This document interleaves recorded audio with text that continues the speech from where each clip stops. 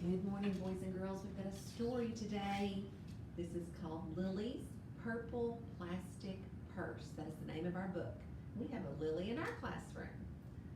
Lily's Purple Plastic Purse. That's our title. The author is Kevin Hinks. And we're going to read about Lily's day at school because this week we've been talking about friends and about going to school. Lily loved school. She loved the pointy pencils, she loved the squeaky chalk, and she loved the way her boots went clickety-clickety-click down the long, shiny hallways. Lily loved the privacy of her very own desk. She loved the fish sticks and chocolate milk every Friday in the lunchroom. And most of all, she loved her teacher, Mr. Slinger. Mr. Slinger was as sharp as a tack. He wore artistic shirts. He wore glasses on a chain around his neck, and he wore a different colored tie for each day of the week. Wow, said Lily. That was just about all she could say. Wow. Instead of greeting students or good morning pupils, Mr. Slinger would wink and say, howdy. He thought that desks and rows were old-fashioned and boring. Do you rodents think you can handle a semicircle? And he always provided the most tasty snacks, things that were curly and crunchy and cheesy. I want to be a teacher when I grow up, said Lily. Me too, said her friends, Chester and Wilson and Victor. At home, Lily pretended to be Mr. Slinger. I am the teacher, she told her baby brother Julius. Listen up. Lily even wanted her own set of deluxe picture encyclopedias. What's with Lily? Asked her mother. I thought she wanted to be a surgeon or an ambulance driver, said her father. It must be because of her new teacher, Mr. Slinger, said her mother. Wow, said her father. That was just about all he could say. Wow. Whenever the students had free time, they were allowed to go to the light bulb lab in the back of the classroom. They expressed their ideas creatively through drawing and writing. Lily went there a lot. She had a lot of ideas. She drew pictures of Mr. Slinger, and she wrote stories about him. During share time, Lily showed her creations to the class. Wow, said Mr. Slinger. That was just about all he could say. Wow.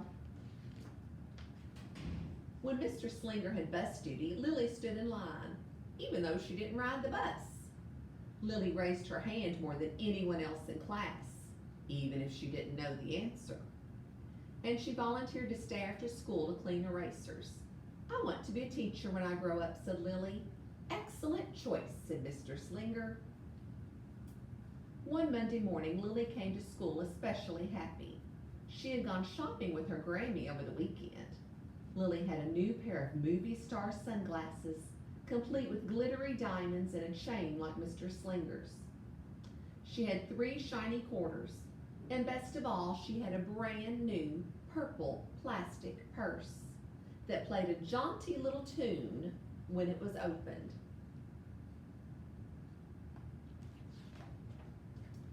Lily wanted to show everyone. Not now, said Mr. Slinger. Listen to our story. Lily had a hard time listening. Lily really wanted to show everyone.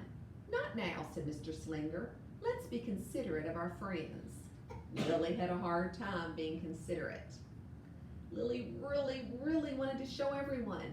Not now, said Mr. Slinger. Wait until recess or share time. But Lily could not wait. The glasses were so glittery, the quarters were so shiny, and the purse played such nice music, not to mention how excellent it was for storing school supplies. Look, Lily whispered. Look, everyone. Look what I've got. Everyone looked, including Mr. Slinger. He was not happy.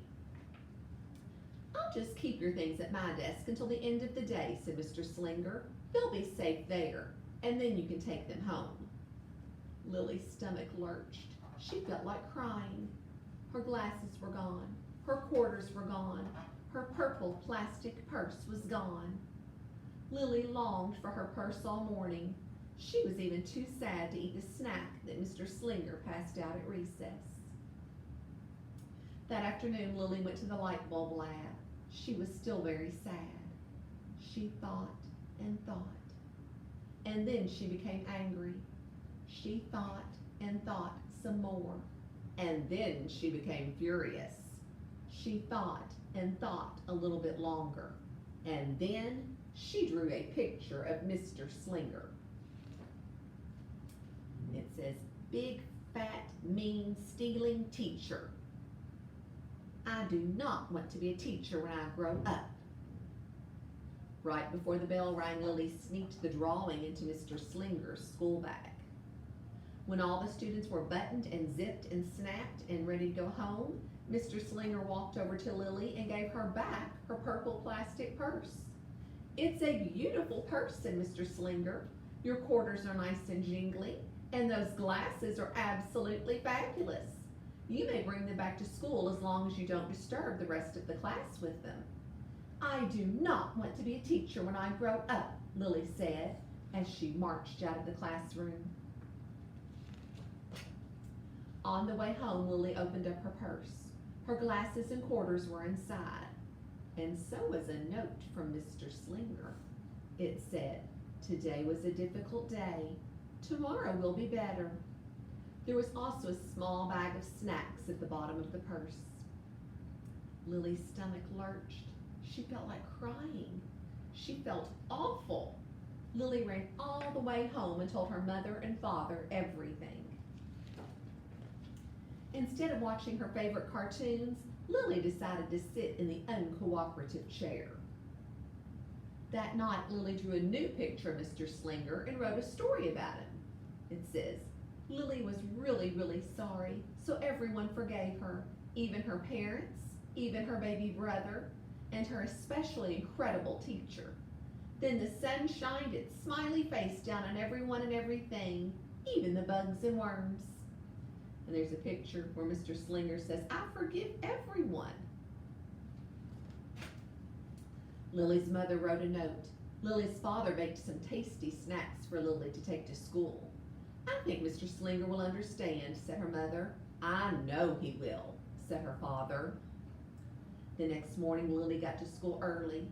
"These are for you," she said to Mr. Slinger, "because I'm really, really, really, really, really, really, really, really, really, really, really, really sorry." Mr. Slinger read the story. He looked at the picture. He read the note. He tasted the snacks. "Wow," said Mr. Slinger. That was about all he could say. "Wow." "What do you think we should do with this?" asked Mr. Slinger. He's got the picture. "Could we just throw it away?" asked Lily. "Excellent idea," said Mr. Slinger. During share time, Lily demonstrated the many uses and qualities of her purple plastic purse, her shiny quarters, and her glittery movie star glasses. Then she did a little performance using them as props. "It's called interpretive dance," said Lily. Mr. Slinger joined in. "Wow," said the class. That was just about all they could say. Wow. Throughout the rest of the day, Lily's purse and quarters and sunglasses were tucked safely inside her desk. She peeked at them every once in a while, but did not bother them.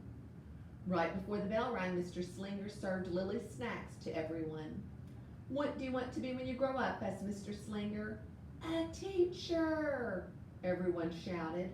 Lily's answer was the loudest. "Excellent choice," said Mr. Slinger. As the students filed out of the room, Lily held her purple plastic purse close to her heart. Mr. Slinger was right. It had been a better day. Lily ran and skipped and hopped and flew all the way home. She was so happy, and she really did want to be a teacher when she grew up. That is, when she didn't want to be a dancer or a doctor or an ambulance driver or a diva or a pilot or a hairdresser or a scuba diver. She still has lots of times to decide, doesn't she, boys and girls? All right, so that was Lily's purple plastic purse. She had one rough day, but then the next day was much better. All right, and that is by Kevin Hinks.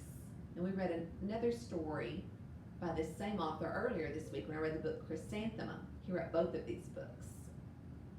All right, boys and girls, have a great day. See you soon.